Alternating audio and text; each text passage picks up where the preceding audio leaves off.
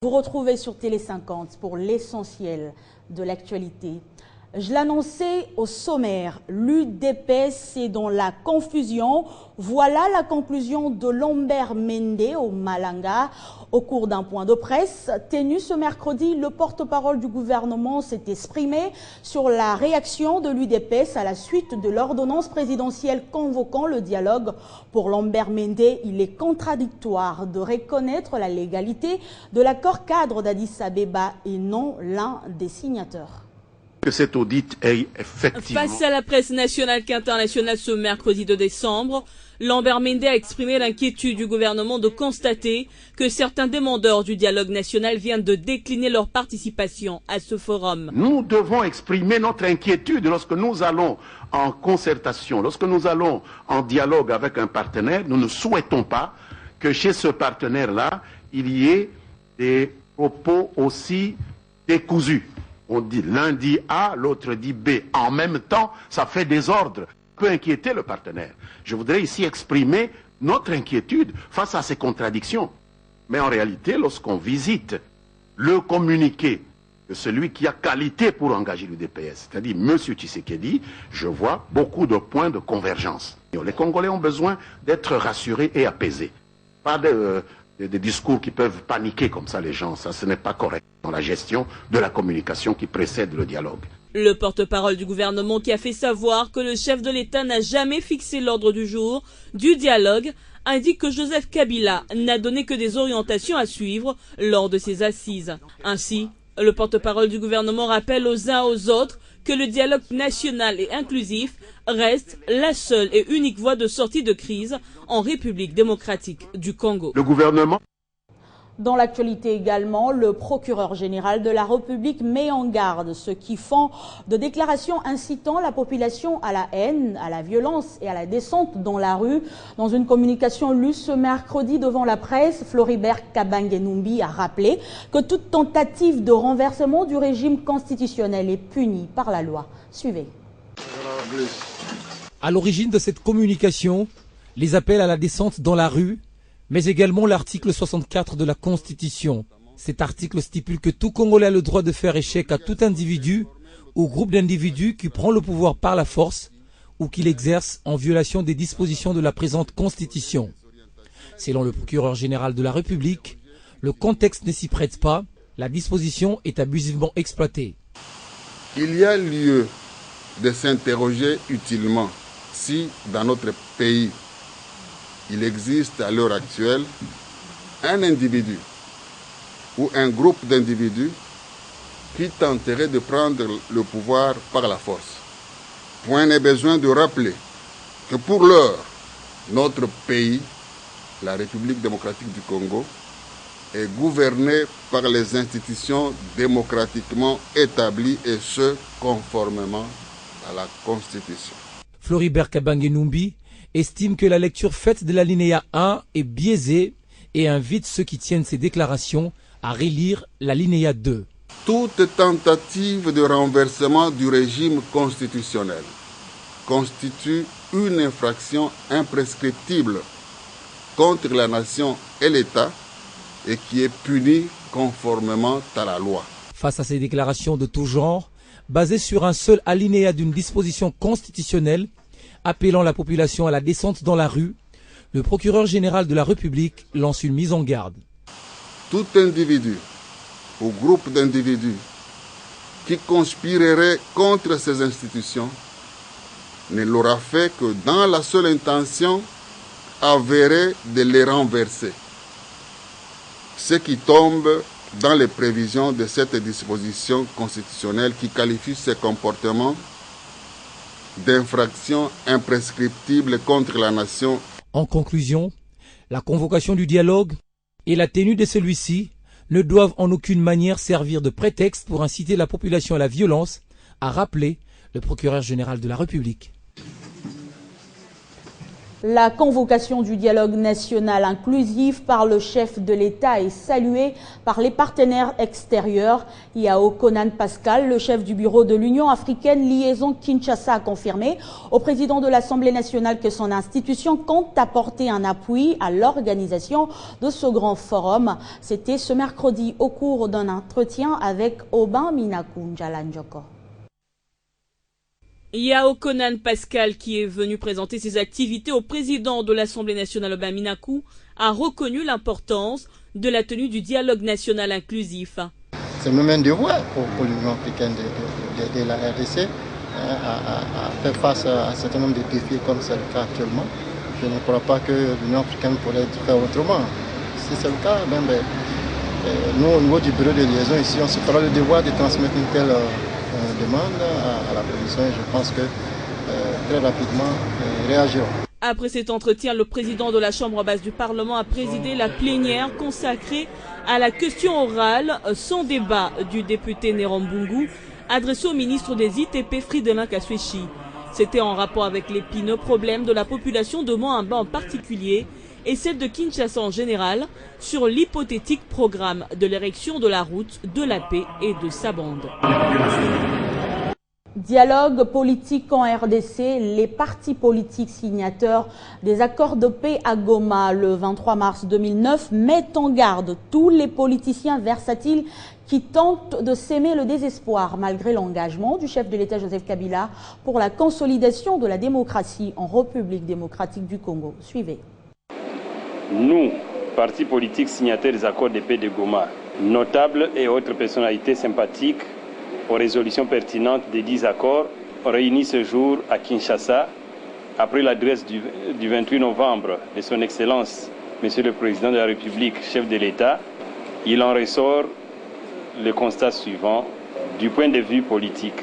Une cacophonie criante au sein de la classe politique congolaise qui sème le désespoir du lendemain dans les chefs de la population et qui, de nature à préjudicier la cohésion nationale, la versalité dans le leadership politique, caractéristique d'une certaine classe en quête des intérêts égoïstes qui freinent le développement, une volonté politique délibérée dans les chefs de la classe politique de vouloir replonger le pays dans le chaos, eu égard à ce qui précède. La dynamique des partis politiques issus des accords de paix de Goma du 23 mars 2009 et leurs alliés déclarent ce qui suit. Notre soutien, notre adhésion totale et notre participation active au dialogue politique national et inclusif convoqué par les chefs de l'État. Nous invitons toutes les confessions religieuses à s'unir comme un seul homme. Nous mettons en garde toute la classe politique de la RDC et plus particulièrement les participants à ces forums contre tout dérapage de quelque nature que ce soit, car le devenir de la République ainsi que le processus de démocratisation en dépendent totalement. Car le devenir de la République ainsi que le processus de démocratisation en dépendent totalement. De son côté, l'Union nationale de fédéralistes du Congo dit prendre acte de la convocation par le chef de l'État du dialogue et réaffirme ainsi sa position, celle de soutenir pas seulement le dialogue mais aussi le chef de l'État Joseph Kabila. Par ailleurs, un nouveau cadre de ce parti a été présenté aux militants. Il s'agit de l'honorable Kunda, ex-vice-gouverneur du Katanga. Déclaration politique de l'Union nationale des fédéralistes du Congo, UNAFEC. Nous, cadres, militantes et militants de l'Union nationale des fédéralistes du Congo, UNAFEC en sigle, parti politique membre de la majorité présidentielle, prenons acte de la convocation du dialogue politique national inclusif par son Excellence, Monsieur le Président de la République démocratique du Congo, Joseph Kabila Kabange, chef de l'État et autorité morale de la majorité présidentielle. Nous affirmons haut et fort notre soutien total et inconditionnel à la tenue de ces assises et confirmons notre participation active. Nous invitons ardemment toutes les composantes de la nation, en l'occurrence la société civile et les partis politiques, tant de la majorité présidentielle que de l'opposition plurielle, d'accepter la main tendue du chef de l'État, soucieux de l'organisation des élections libres, démocratiques et transparentes, gage de la paix, de la stabilité et du bien-être de notre peuple. Ainsi fait à Kinshasa le 2 décembre 2015. Autre chose à présent, signature ce mercredi 2 décembre du programme d'action de la mission de conseil et d'assistance en matière de réforme du secteur des sécurités ESSEC-RDC. Les deux parties étaient représentées respectivement par le ministre de la Défense nationale, ancien combattant et réinsertion Crispin Atamatabe pour la RDC et le chef de mission le colonel Johan de Leider pour ESSEC-RDC. Regardez. La mission ESSEC-RDC, déployée en République démocratique du Congo depuis juin 2005, témoigne de l'engagement continu de l'Union européenne pour la réforme des FARDC. En étroite collaboration avec les autres acteurs de la communauté internationale, ESSEC-RDC s'est dit apporter un soutien dans le conseil, assistance dans les états-majors des régions militaires.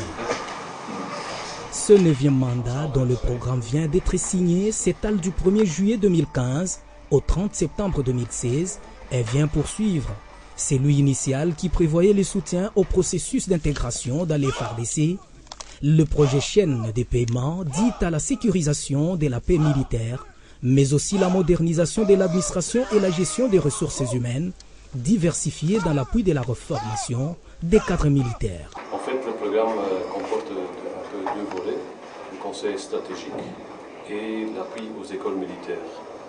Et les deux volets s'inscrivent dans la continuité de ce que ESSEC a fait déjà pendant 10 ans. Donc il n'y a pas de surprise, on continue à faire ce qu'on a fait jusqu'au moment où ESSEC va terminer son mandat, donc le 30 juin 2016. À présent, ESSEC finalise des projets déjà entamés à Kinshasa, Kitona dans le Congo central et à Kananga. Au cours de ces mandats, la mission veut convaincre le ministère de la Défense nationale, l'état-major général, la force terrestre et l'inspectorat que Johan Delard pense déjà avoir fait l'essentiel. C'est facile pour moi de dire ça parce qu'on a fait la preuve déjà pendant des années et je ne saurais pas pourquoi ce serait différent en dernière année.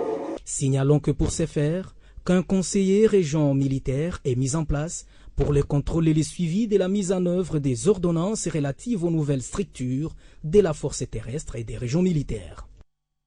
Au ministère des Affaires foncières, le ministre Gustave Boloko a organisé hier mardi une réunion de prise de contact avec les partenaires techniques et financiers en appui à la Commission nationale de la réforme. C'était dans la salle de conférence de la CONAREF à Kinshasa-Gombe. Nous allons nous rendre compte que la première activité... Cette réunion dite de prise de contact entre le ministre des Affaires foncières, Gustave Boloko, et ses différents partenaires s'est basée essentiellement sur la partie technique de la Commission nationale de la réforme financière. Il y a une semaine, le Conseil des ministres a adopté le projet de décret modifiant et complétant le décret portant création, organisation et fonctionnement de la Commission nationale de la réforme foncière. Et j'ai tenu à inviter le partenaire pour que je puisse leur annoncer cette information et aussi confirmer la volonté du gouvernement d'opérer des réformes dans les secteurs fonciers. Les chefs des missions diplomatiques accréditant RDC, dont l'ambassadeur des Pays-Bas, de la France, de l'Afrique du Sud, de la Belgique et quelques partenaires financiers, OCHA, HCR, la Banque mondiale, ont apporté leur contribution au débat en vue de dégager des solutions idoines, d'où partira la réforme du secteur foncier de la République démocratique du Congo. Depuis 2012, la RDC a adopté un programme assorti d'une feuille de route pour la réforme foncière.